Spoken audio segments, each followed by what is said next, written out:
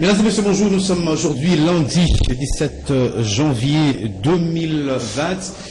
C'est une nouvelle semaine qui commence avec de nouveaux défis. Mesdames et messieurs, vous qui êtes très nombreux partout dans le monde qui suivez votre magazine, un nouveau numéro de ce lundi qui a le plaisir de recevoir trois invités sur ce plateau. Nous allons parler de la République, de points importants. La semaine qui commence, c'est toujours avec des nouvelles, de l'actualité abondante pour notre pays, la RDC. Pour ceux qui nous suivent à Kinshasa, vous nous suivez à la fréquence modulée des 96.8 MHz. Je rappelle le numéro pour nous envoyer vos différents messages, c'est les 089 61 52 634. 089 61 52 634, c'est le numéro par lequel il faut nous envoyer vos différents messages. Sur ce plateau, je suis avec Claude. Bonjour. Bonjour Michel, merci de l'invitation. Merci également d'être venu. C'est toujours un plaisir de te recevoir sur le plateau de Kiosque. Et tout à fait, je voulais juste placer un petit mot que nous attendons toujours l'invitation du Kiosque parce que à la cité, les gens nous disent non, vous avez fui les débats, on ne vous voit plus. Ce n'est pas les cas. On n'a pas fui les débats, on est là, on a si l'invitation arrive et on doit répondre à cette invitation. Voilà. Je voulais aussi également signaler, il y a un journaliste qui a été libéré à Kimou, qui a eu vraiment des problèmes avec le gouverneur pour rien, parce qu'il a écrit, c'était un journaliste blogueur, il travaille en ligne, et puis il a tout simplement signifié à l'opinion qu'il y a un groupe de 12 députés de l'Assemblée provinciale du Maniema qui est en conflit avec les gouverneurs, et ça a bloqué un peu le mécanisme de la collaboration entre les institutions, et on l'a jeté en prison comme ça de 2 semaines pour rien, et curieusement, au lieu que la justice puisse suivre de près ce dossier-là, c'est le gouverneur qui est maintenant au Misaïe et il a été libéré. Donc, voilà. Ce que nous dénonçons, ce n'est pas les autorités qui vont dire non, au Misaïe. On a décrié cette pratique-là depuis longtemps. Et je pense qu'on va en parler si notre ami Moukeba qui a entamé une grève de faim depuis vendredi dernier. Nous souhaitons qu'il soit libéré. Et aujourd'hui, dommage, il y a grève au niveau des cours des tribunaux. Ça aussi, c'est notre problème aussi. Charles Ekin, bonjour. Charles Ekin. Bonjour, merci d'être venu. Merci beaucoup pour l'invitation et les kiosques. C'est toujours un plaisir d'être ici pour analyser par les républiques. D'accord, c'est très bien. Bonjour. Bonjour Michel, je tiens à recevoir aujourd'hui aussi sur plateau de kiosque. Merci beaucoup, je tiens à saluer mes co-débatteurs et vous remercier aussi personnellement pour l'invitation et remercier aussi vos collaborateurs qui ont pensé à nous. C'est un grand magazine dans la ville sur l'étendue de la République. C'est une fierté aussi pour nous de passer par kiosque. Merci beaucoup, Maître Bazin. Le menu, nous parlerons de ces graves accidents hier à Kinshasa, 14 morts selon le bilan officiel et 40 blessés. Le gouverneur et le ministre de la Santé ont été au chevet de victimes. Le président public a présenté ses condoléances aux familles éprouvées, surtout demande la mise en place d'une enquête pour élucider ces énièmes accidents à Kinshasa. Et c'est relance d'ailleurs le débat sur le contrôle technique des véhicules. C'est un véhicule Ben qui a fini sa course sur plusieurs véhicules. Une panne, je crois, de frein, révèle-t-on déjà aux premières enquêtes à ces niveaux-là. Affaire Mike Moukeba, vous avez suivi hier, et on suit d'ailleurs l'affaire. Le confrère est toujours détenu par opposition de Godepé, président de l'Assemblée provinciale de Kinshasa. L'arrêt de la Cour constitutionnelle du 7 février dernier n'a pas été mis en exécution selon l'opposition de Godepé. On va également analyser cette affaire. On apprend également que les activistes de pro-démocratie projettent une marche demain ici à Kinshasa. 38 ans de l'UDPS, des festivités aux allures de démonstration de force, c'était au stade de Martyrs de la Pentecôte, et les déclarations fracassantes de Kaboun, le président Haït de l'UDPS, qui dit l'UDPS sera au pouvoir aujourd'hui, demain et éternellement. Quel avenir pour l'accord de Nairobi qui lie l'UDPS à l'UNC? Vous vous souvenez, c'était en 2023. Ce sera peut-être Kamer qui devait être candidat président, qui est soutenu par l'UDPS. Et tout cela, on va analyser dans cette émission. Le constat, selon le président de la République, et ça a été fait par rapport aux travaux de saut de mouton à Kinshasa. Le constat général qui se dégage, selon Félix Tshisekedi, il est satisfait de travaux qui sont en train d'être exécutés. Contradiction ou pas, on va essayer d'analyser ici sur fond justement de cette suspicion qui pèserait notamment sur son directeur cabinet Vital Caméré, sur le détournement présumé de fonds alloués à ces différents travaux dans le cadre du programme des 100 jours de Félix Tshisekedi. Mais voilà, c'est les menus titres journaux ce matin. Forum des As, drame hier sur l'avenue Bypass à Kinshasa, 40 morts et plus de 60 blessés à l'arrêt Triangle. Le président de la République présente ses condoléances aux familles éprouvées. Contrairement au mécontentement dans les rangs de son parti, Fachi, satisfait de l'évolution de la construction de Saut de Mouton à Kinshasa.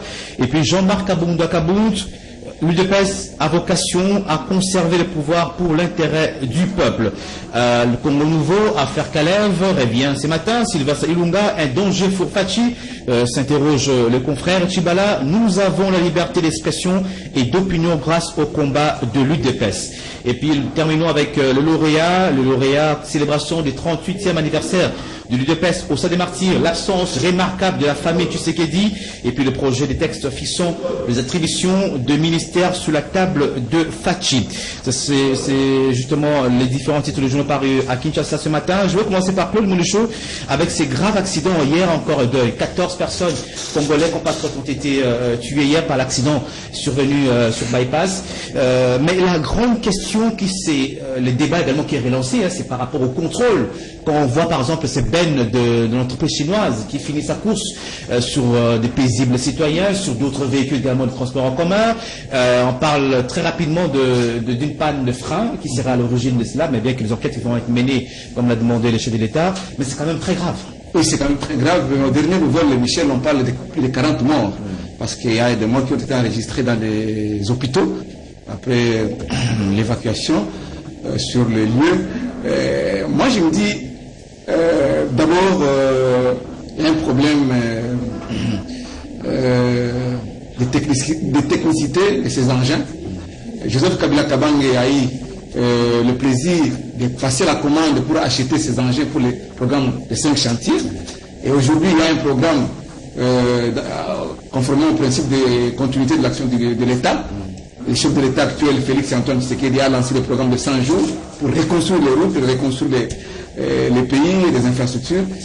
Mais moi, je pense qu'il y a nécessité d'essayer un peu de contrôler techniquement ces engins qui opèrent, parce qu'il y a l'OVD qui a réceptionné un lot, l'Office des routes, les Chinois, mais c'était l'État congolais qui a passé la commande pour acheter. Mais si on n'arrive pas à les entretenir, on va commencer à vivre, parce que ça fait plus de 5 ans que ces engins roulent, mais on constate l'état dans lequel ces engins pas seulement ces véhicules-là, mais les particuliers, même tous ces véhicules qui circulent. Même les particuliers, parce que c'est ça, on commence une opération de contrôle technique, mais la façon dont ça s'opère, c'est ce qui dérange un peu.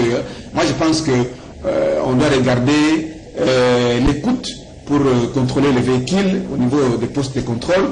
Tout ça c'est lié. On devra demander $80 ou $100 ou $150 ou $140 pour un fonctionnaire qui a un petit taxi qui tombe en panne à tout moment. Mais sauf que le problème qui est là, c'est au niveau des moyens. Mais il y a aussi un problème de la viabilité ou soit de l'urbanisation de la ville de Kinshasa. Et surtout c'est lié aussi, je crois. C'est un lieu très très dangereux. Il y a des marchés peut-être jusqu'au niveau de l'emploi Ngaba, tout au long de cette avenue-là, bypass. Qui est jusqu'au niveau de l'emploi Ngaba, il y a toujours des vendeurs et vendeuses le long de la. Et c'est justement ça qui a causé ces gens. Moi, je pense que, on ne peut pas, au lieu de construire des sauts de moutons entre l'ambassade de France et le rond-point Mandela, on peut placer un saut de mouton au niveau de rond-point Ngaba, ou soit au niveau de Triangle. On peut placer un saut de mouton au niveau de Pont Ngabi. Donc, l'urbanisation de la ville de Kinshasa n'est pas très bien réfléchie. Et aujourd'hui, quand on exécute les travaux, parce qu'il faut sortir l'argent, tout d'un coup, et les gens en profitent, on met des sortes de moutons par-ci par-là, sans pour autant étudier les risques et la sécurité des clients. C'est aussi ça les problèmes. Il y a aussi un autre problème au niveau des roulages. Et là, je m'adresse vraiment au commandant de la ville, les policiers de roulage exagèrent aussi. Au lieu de voir, de contrôler la circulation routière, ils sont là seulement pour déranger les automobilistes. Et ils peuvent regarder, ils peuvent aider aussi l'autorité. Ils peuvent aider l'autorité aussi à constater que tel véhicule n'est pas en bon état, parce que ce sont des spécialistes à la matière, et on les met hors d'état de nuire. Au lieu toujours de chercher à rançonner, tout ça. Oui, Charakem, on dit que ce sont des morts qu'on pouvait bien éviter. s'il y avait un contrôle en amont systématique de véhicules contrôle technique, je vais dire, mais aussi sur ce lieu-là, par exemple, tous ces marchés de fortune qu'on voit tout au long de cette avenue Bypass, par exemple, c'est très grave. Mais ça aussi, ça touche à la responsabilité de l'autorité urbaine, par exemple. On voit ces mamans, ces pauvres mamans à vendre tout au long de la rue. On voit ces différents parkings tout au long de cette avenue-là. Mais personne n'a agi. Maintenant, on est en train de vouloir agir alors qu'il y a maintenant une victime. Donc, alors que c'était évitable. J'aimerais d'abord, d'entrée de jeu, présenter mes condoléances à toutes les familles éprouvées, parce que aujourd'hui, les bilans officiels parlent de 14 morts, mais depuis hier, nous avons beaucoup de bilans. Hein? Hier, on parlait 40 morts. 40, 50. Donc, on doit attendre encore peut-être aujourd'hui pour que l'on puisse avoir les chiffres exacts. Là, vous avez lu les journal Forum des As qui parle de 40 morts. Ça, c'est le bilan officiel. Hein, mais je crois que Jean-Claude a été sur le lieu hier, il a communiqué ces chiffres. Justement, moi j'habite de ce côté-là, je suis à Rigini. Je suis vraiment attristé de voir ce qui se passe aujourd'hui, notamment dans le secteur des transports. Vous savez, je ne comprends pas pourquoi l'autorité publique peut traiter un dossier aussi important de la sécurité des Congolais avec autant de légèreté. Je parle bien de légèreté. Pourquoi je le dis? Aujourd'hui, vous allez partout à travers le monde, le véhicule pour qu'il roule, pour qu'il y ait un conducteur au volant de ce véhicule, il faut absolument que le véhicule d'abord soit en bon état et que celui qui conduit le véhicule en question soit bien formé et qu'il ait les documents, notamment les permis de conduire, délivrés en bonne et due forme par l'autorité publique après avoir respecté un certain nombre de conditions. Ce qui n'est pas le cas aujourd'hui dans notre pays. Vous souvenez-vous encore d'avril 2018, lorsque Kilouta avait initié l'opération de contrôle technique dans cette ville, il avait posé des conditions pour que les véhicules puissent rouler dans la ville de Kinshasa. Il était question à l'époque d'abord que tout véhicule puisse brandir 3 documents, je dirais même 4. Le premier document, c'était le certificat d'assurance de l'automobile, il y avait le certificat de contrôle technique, il y avait la vignette et l'autorisation des transports pour les taxis, bus, ainsi de suite. Et je me rappelle encore à l'époque que c'était $94, si je ne m'abuse pas, pour les camions, et $73, et voilà, ainsi de suite, $83 et $75, si je ne m'abuse pas. Et cette opération-là avait quand même redonné de l'espoir, parce qu'il y avait des points où tous les véhicules devaient y aller pour procéder à être soumis à ces contrôles-là. Mais aujourd'hui, qu'est-ce qui se passe? Qu'est-ce qui se passe aujourd'hui? Pour avoir un certificat de contrôle technique, il suffit d'avoir $65, remettre ça à un gars qui travaille, un agent qui travaille dans le ministère des Transports. Donc là, c'est un laisser-aller. Donc il y a un laisser-aller total, ce qui veut dire on parle d'un contrôle technique sans contrôle technique. Il faut seulement voir aujourd'hui l'état des véhicules, l'état de défectuosité des véhicules qui circulent dans la ville de Kinshasa. Allez-y du côté de 90% des véhicules à Kinshasa ne sont pas dans les bonnes états. Je ne peux pas dire 90% parce que je n'ai pas procédé à ce contrôle. Oui. Mais il suffit seulement de voir l'état de véhicules qui desservent les gens avec des sables. Vous allez en dire les véhicules qui transportent des macala, les bois morts un peu partout là. Mais c'est incroyable. Comment est-ce que dans une ville comme Kinshasa, on peut voir des véhicules dans cet état-là honteux circuler normalement sur les grandes artères et l'autorité n'a n'essaye pas de mettre le contrôle de ce côté-là. Donc, pour revenir à ce qui s'est passé... L'enquête que demande Félix, je crois que ça tombe pour nommer. On va être, de façon générale, essayer de voir, même au niveau des autorités, leur responsabilité est établie. Oui, mais bien sûr, les responsabilités doivent être établies dans ce dossier. Parce que le ministère des Transports est là. Il y a la division urbaine des transports qui doit obligatoirement délivrer des documents d'autorisation des transports, parce qu'on parle de ces véhicules camions-bennes qui appartient, je sais pas, à une entreprise chinoise, et les camions étaient dans un état où les mécanismes de freinage étaient défaillants, et les chauffeurs qui étaient à bord, voyant le danger venir, il s'est sauvé lui-même en laissant ces véhicules-là tout balayer sur le passage et occasionnant ainsi de nombreuses morts inutilement. Donc c'est inacceptable de voir de tels véhicules continuer à circuler sans qu'ils aient, parce que je ne crois pas qu'un véhicule en bon état ayant des certificats de contrôle technique peut connaître un tel problème. Il y a un problème important que Claude Moïse a soulevé ici. Si vous arrivez à Ropongaba, c'est grave de voir ce qui se passe là-bas. Vous allez voir les gens tout au long de la route, même en pleine chaussée, en train de vendre. Et ajouter à cela les Wewa qui sont là-bas, qui ont occupé une grande partie de la route, ce qui fait que la route est encore rétrécie et ça crée des embouteillages incroyables. Il n'y a personne qui s'occupe de ça. Il n'y a pas de parking pour les véhicules qui vont à Matadi, Loufou.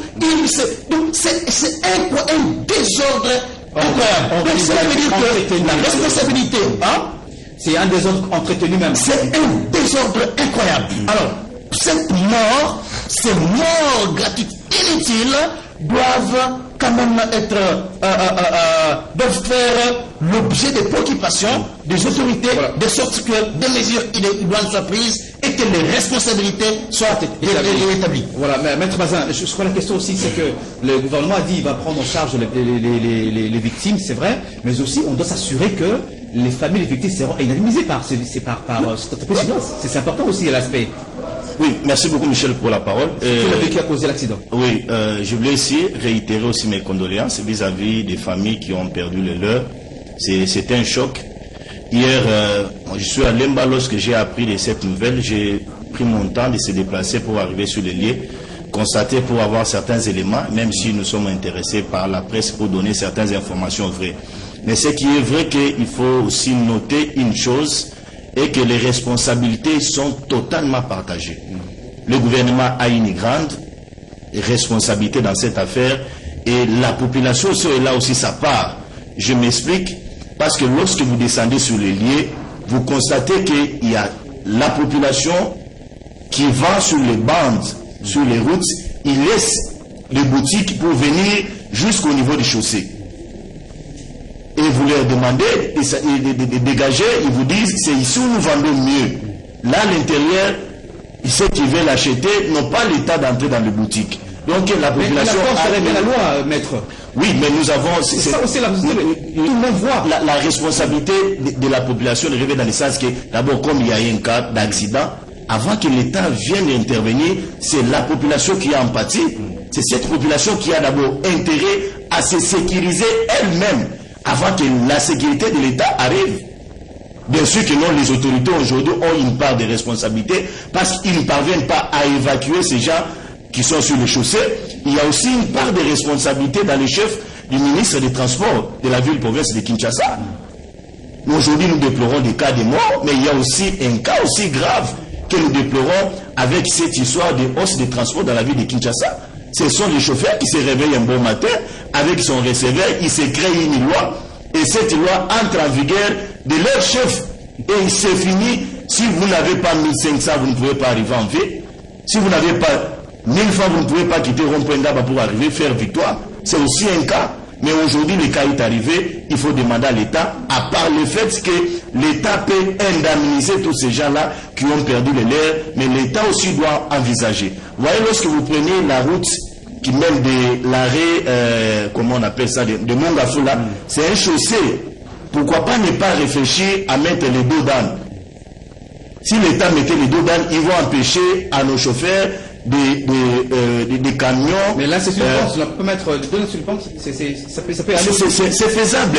C'est faisable pour éduquer nos chauffeurs aujourd'hui de la ville de Kinshasa qui roulent à vive allure sur ces soucis-là. Moi, je pense qu'il y a certaines choses pour des mesures préventives, l'État peut raisonner à ça. Mais revenons sur cette histoire ici.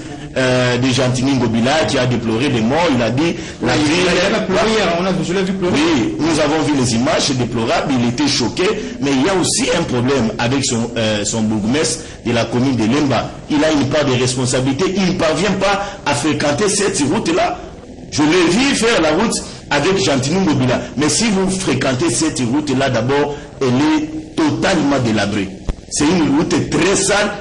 J'ai compris que le bourgmestre de Lemba a été vraiment complètement réfectionné. Je ne sais pas, vous parlez de quelle route? Parce que lorsque vous prenez bypass, il n'y a pas assez de nids de poules. Non, moi, je ne parle pas de nids de poules. Je suis en train de parler de la saleté. Parce que ne nous limitons pas seulement sur les nids de poules, ne limitons pas seulement sur les incidents, parce que nous avons eu un accident. On doit réfléchir loin.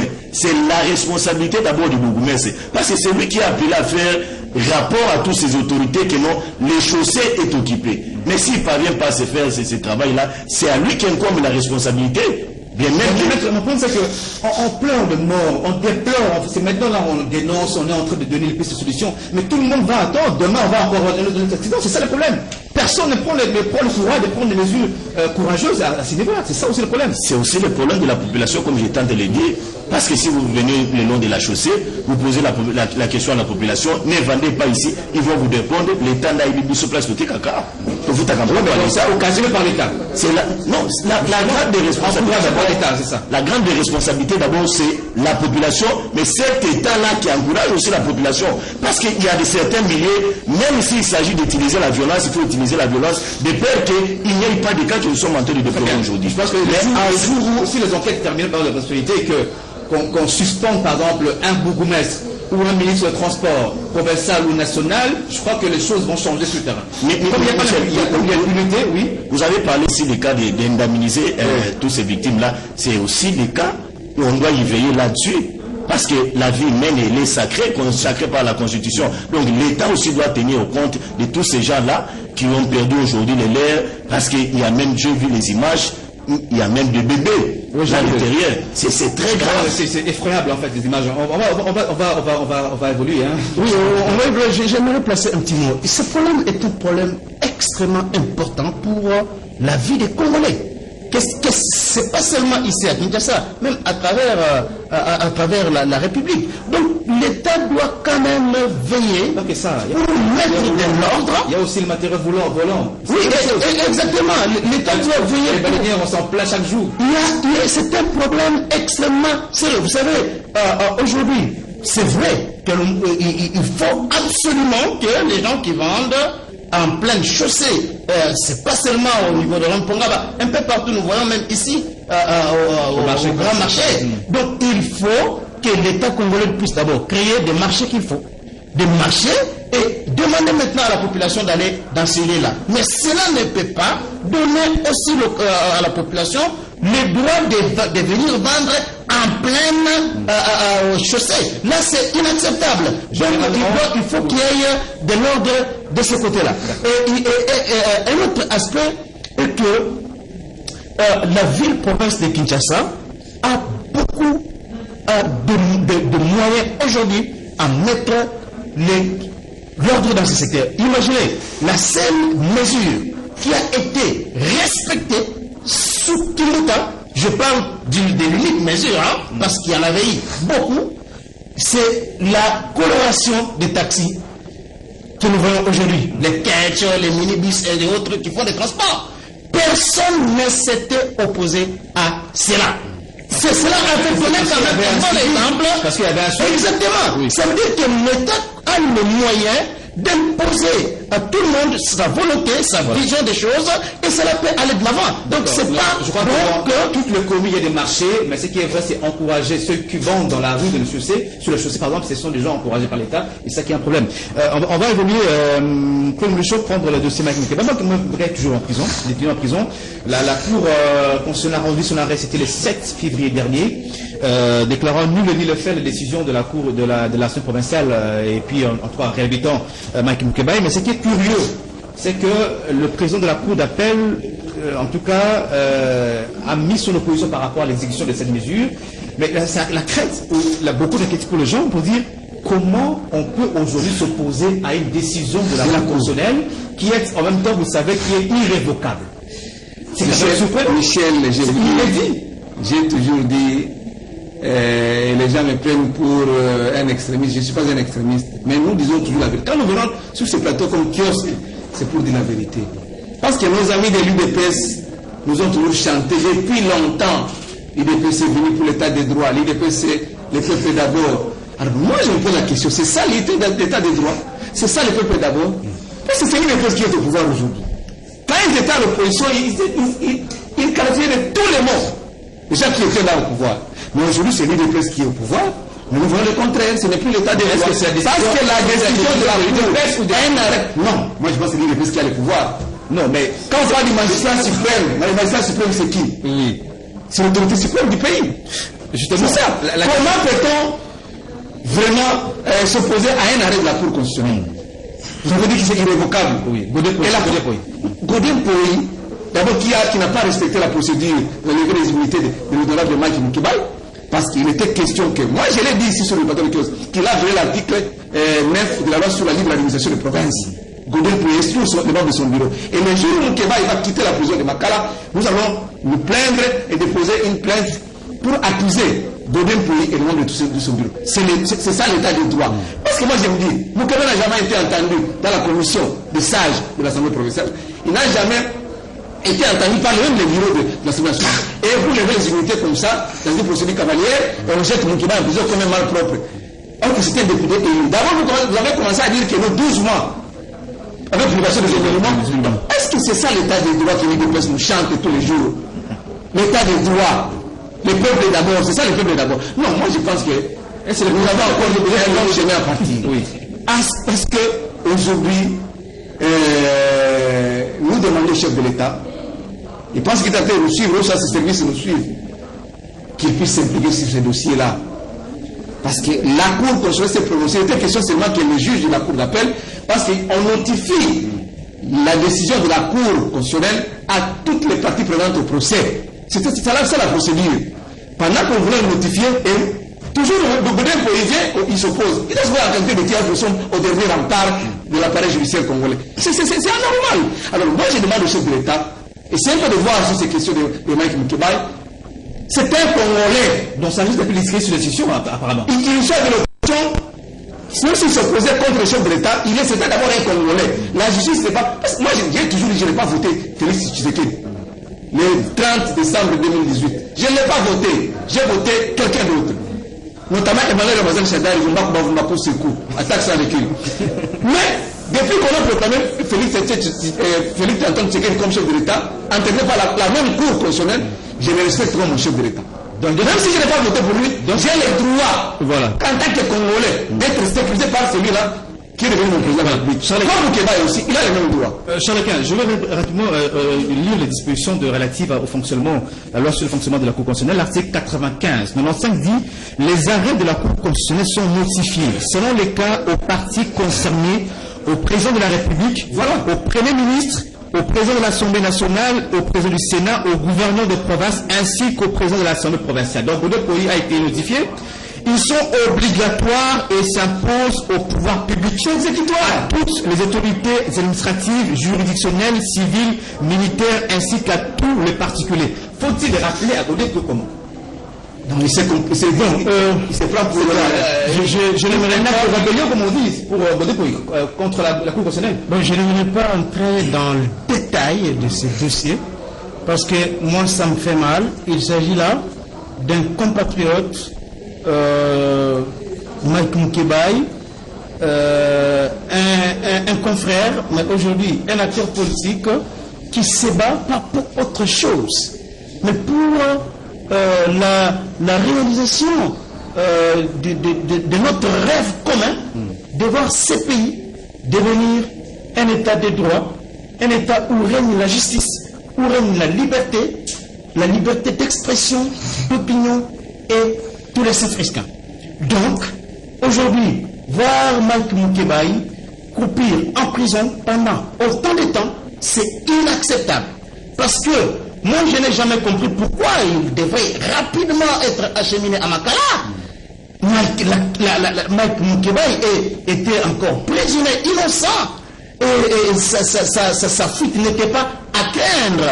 Il réunissait toutes les conditions légales d'obtenir ne fût-ce qu'une liberté provisoire au moment où il a été acheminé à Makala. Ça, c'est inacceptable. Donc, je pense que ce qui se passe dans ce dossier de Mike Moukebaï, c'est quelque chose qui doit interpeller tout le monde, parce que nous ne pouvons pas, aujourd'hui, dans ce pays, accepter que certaines pratiques que nous avons décriées hier puissent continuer. Et le fait qu'il ait aussi déclenché une grève de faim, moi je demande quand même à mon frère d'avoir un peu de pitié de ses enfants et tout ça, qui en ce moment peut-être ne peuvent pas être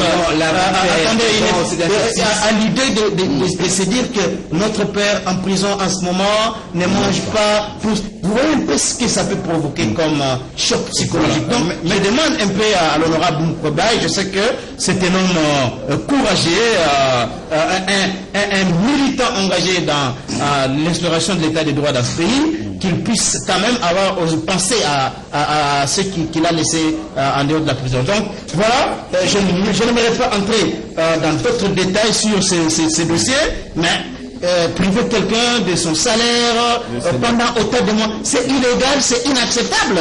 Les groupes voilà ce que je peux dire à ce niveau. Comment expliquer, Maître Bazin, par exemple, le fait que la Cour constitutionnelle, la haute cour de notre pays, prenne une décision, prend un arrêt, prononce un arrêt, et qu'une autre institution refuse de pouvoir l'appliquer. Je ne sais pas pour quel motif évoquerait par exemple Godé Poyou, le président de la Cour d'appel de la Gombe, M. Déo Louchoulé, il faut quand même le dire. J'ai vu quand même le président de la Cour constitutionnelle a eu le Funga Moulima qui s'en pleure quand même. Il a dit, mais je ne comprends pas que dans une république normale, que la haute cour prenne une décision, prononce un arrêt, et qu'une autre institution s'oppose à la décision de la haute cour. C'est quand même très grave. Même si, mettons Mike Moukebaï de côté, son nom de côté. Mais un arrêt de la cour, mais c'est une institution qui s'oppose. Pour Godé Poyou, Mike Moukebaï doit pourrir en prison, bien que malgré toutes les décisions rendues par la haute cour. Oui. Finalement. Michel, merci pour la parole.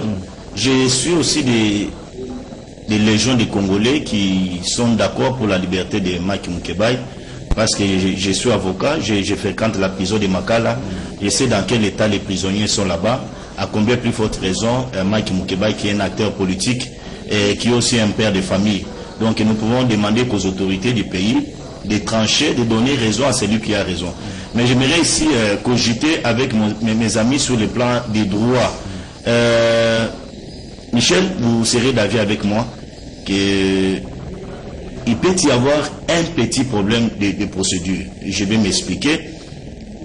Les actes de l'Assemblée nationale sont poursuivis et sont attaqués devant la Cour d'appel dans sa chambre administrative. Et l'Assemblée provinciale ou nationale? Je suis en train de parler de l'Assemblée provinciale. Je n'ai pas dit l'Assemblée nationale. Vous avez parlé de l'Assemblée nationale. Ok, ça peut être la chose. Ok, je dis les actes de l'Assemblée provinciale sont attaqués devant la Cour d'appel dans sa chambre administrative. Et lorsqu'il y a une décision rendue qui n'est pas correcte, cette décision-là est déférée devant le Conseil d'État, pas devant la Cour constitutionnelle.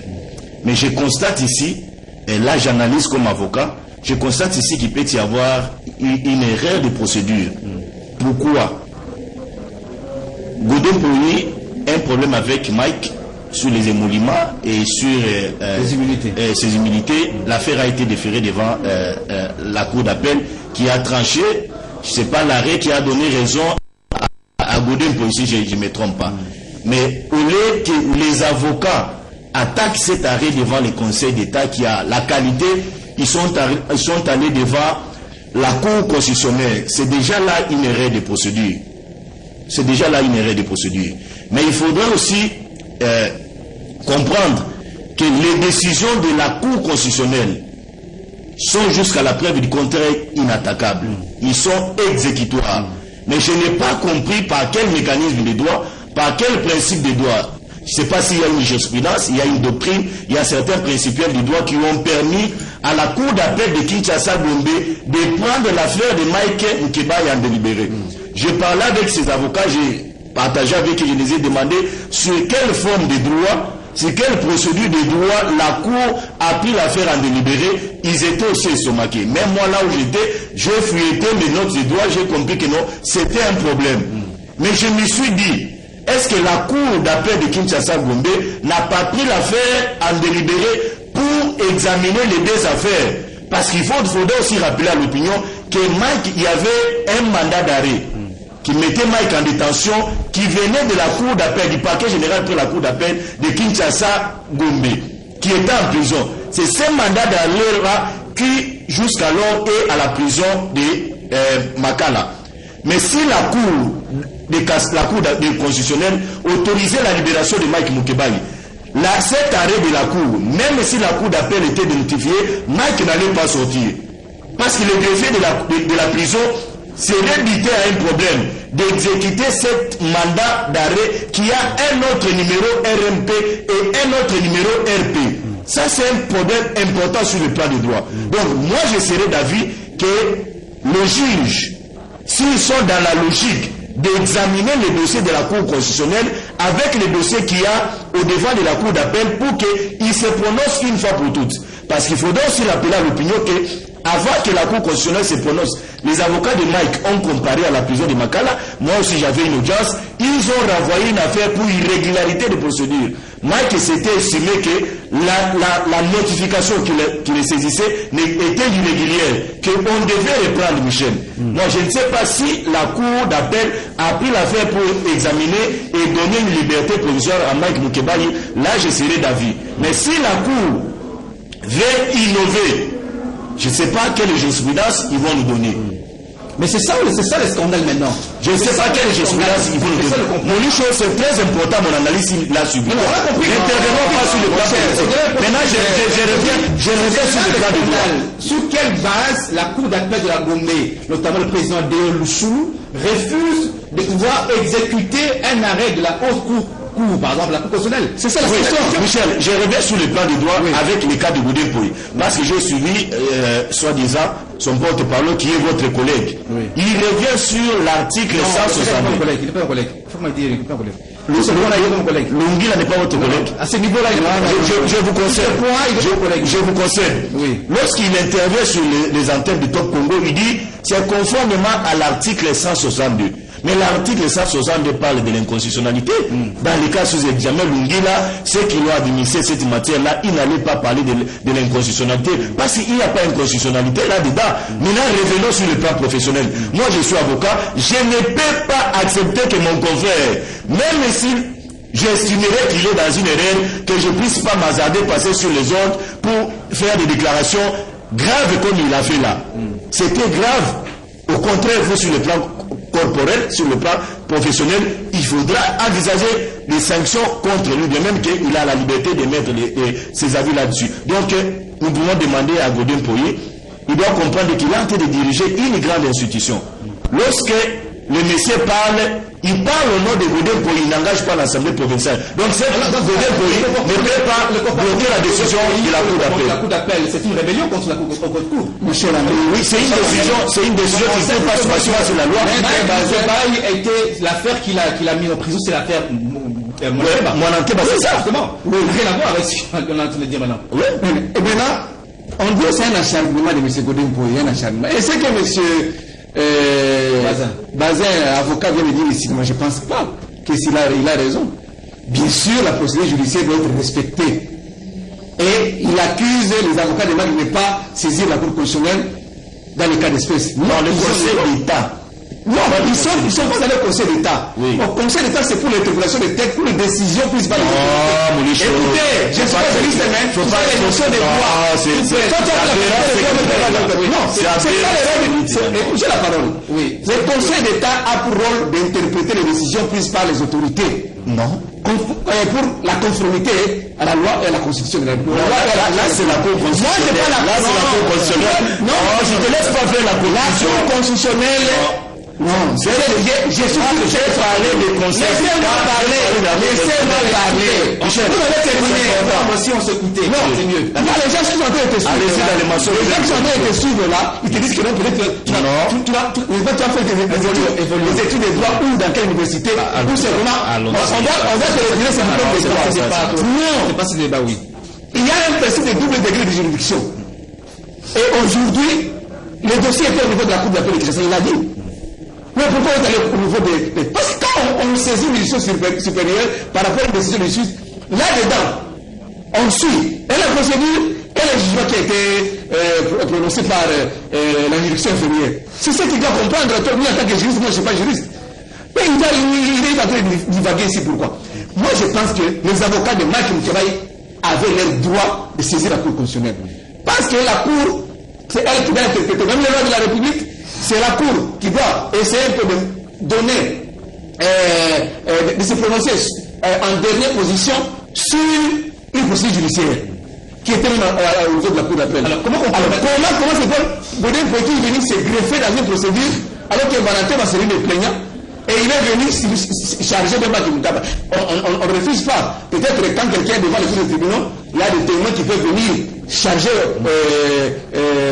celui qui est accusé ou l'accusé. Oui. Bien sûr, mais pas dans ce sens-là. Donc c'est un raccordement un peu frauduleux dans la procédure et aujourd'hui, on ne veut pas exécuter les dispositions prises par la Cour constitutionnelle. C'est anormal dans un pays dit des droits. Voilà.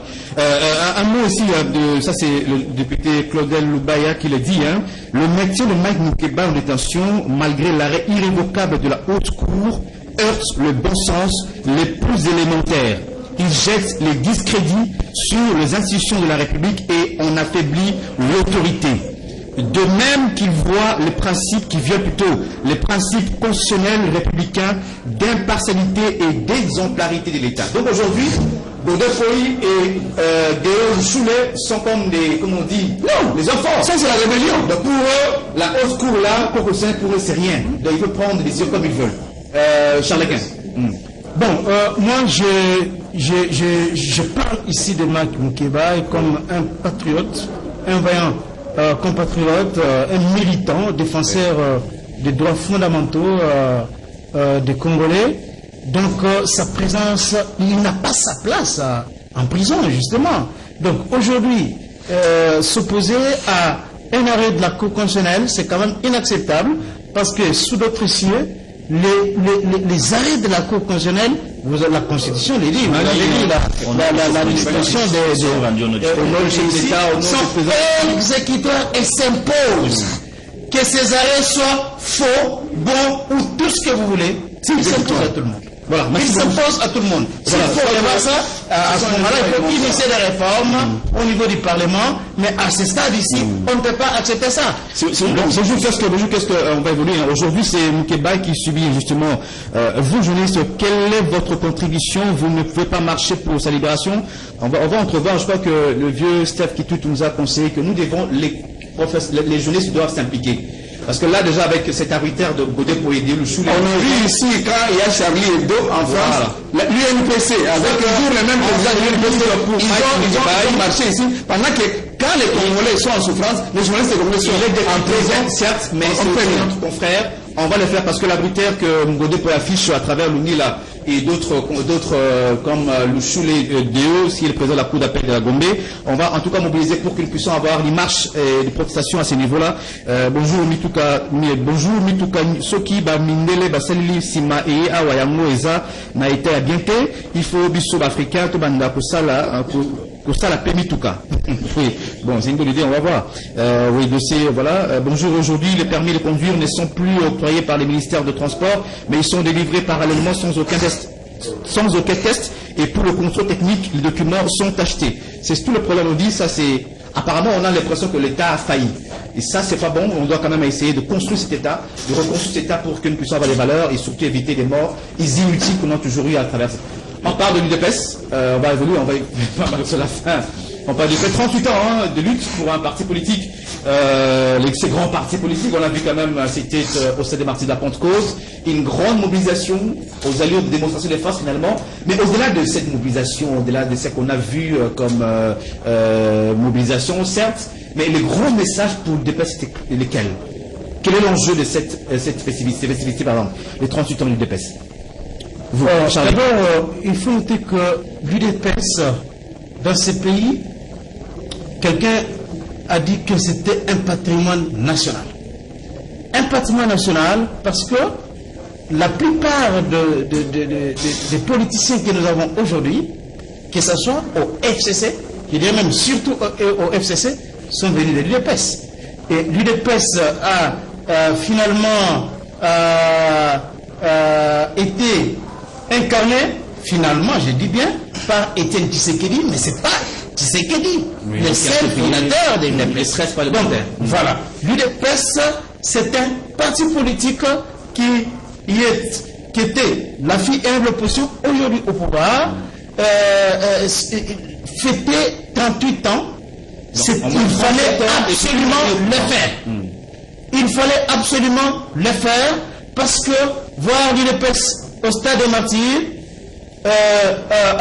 presque remplir ce Stade des Martyrs, ce qui est une première dans notre pays, l'UDPS, à part ce fait-là, honorait son statut du parti le plus populaire dans ce pays. C'est pas n'importe quel parti qui peut quand même aujourd'hui affronter le Stade des Martyrs, voire même le Stade Tata Raphaël. Ce n'est pas une sinecure. Il fallait absolument le faire. Et si cette réunion, ce meeting-là était une catastrophe politique, un échec cuisant, aujourd'hui, je pense que tous les débats allaient uniquement tourner autour de l'échec de l'UDPS au Stade des Martyrs. On allait brandir le discours de l'impopularité de l'UDPS, de Félix Tshisekedi, ainsi de suite. Mais voir un parti comme l'UDPS aujourd'hui au Stade des Martyrs faire plus de 80%. Oui, il y avait dans des fêtes comme ça, on peut toujours avoir des gens pour venir agrémenter. Donc, s'il vous plaît. Donc aujourd'hui, c'est quand même important de le souligner. C'est quand même important de le souligner. Il y a un problème à l'UDPS aujourd'hui. C'est les dissonances que nous avons à l'interne. À l'intérieur de l'UDPS, mais aussi au sein des caches et au sein de la coalition FCC et alliés. Et cela n'est pas quand même une bonne chose dans un contexte politique comme celui-ci. Parce que l'UDPS doit prouver aux Congolais que parti politique qui a porté un discours messianique, je dirais même christique, de l'instauration de l'état de droit, de l'amélioration des conditions de vie des Congolais, aujourd'hui au pouvoir, une leçon de persévérance dans la vie comme dans la vie courante, 38 ans et puis on arrive au pouvoir, mais maintenant il faut que le peuple d'abord, ces discours-là prennent corps, prennent forme, se transforment, soient concrétisés dans le panier de la ménagère. Et c'est ça le grand défi de Félix Tshisekedi et de l'UDPS. C'est l'enjeu, c'est qui est vrai. Kaboun dit l'UDPS sera au pouvoir aujourd'hui, demain, éternellement. Beaucoup l'ont interprété comme étant une déclaration fracassante, parce que là, vous voyez, l'accord qui liait l'UDPS à l'UNC, l'accord de Nairobi, je vais faire l'allusion. Est-ce que ce n'est pas déjà s'inscrire en porte-à-faux par rapport à cet accord-là? Merci beaucoup. Parles-tu déjà d'un divorce entre l'UDPS et l'UNC, par exemple? Merci pour la question. Nous parlons tantôt là d'un cas de John Lungi là sur son comportement. Et il faudra aussi souligner une chose. J'ai vu certaines images hier là sur Télé 50, alors qu'ils ont diffusé ce qui ne s'est pas passé au stade. personnellement, j'étais avec ma structure au stade jusqu'à ce que l'événement a terminé. Je n'ai pas vu les désordres qui sont en train de faire défiler dans les antennes pour dire les gens se sont battus, ils se sont battus pour les problèmes d'argent. Il y a des dommages collatéraux. Ça, c'est après le meeting. Il y a des gens. Michel, pour revenir avec ce que nous avons vu hier au stade, c'était une évidence. C'est un grand parti politique,